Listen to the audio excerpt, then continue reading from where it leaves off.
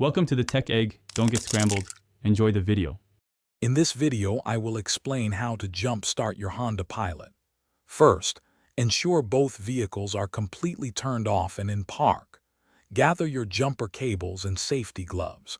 Position the donor vehicle close enough for the cables to reach, but make sure the vehicles are not touching.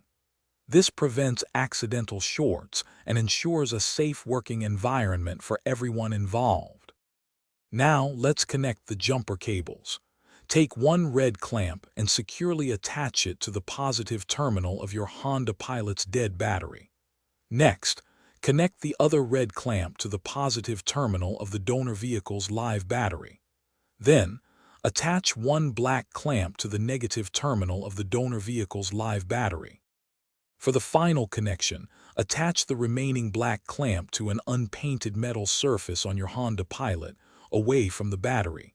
This provides a good ground. Now, start the donor vehicle and let it run for about 5 minutes to charge your battery. After this, try starting your Honda Pilot. It should now have enough power to turn over. Once your Honda Pilot is running, it's time to safely disconnect the cables. First, remove the black clamp from the unpainted metal surface on your vehicle.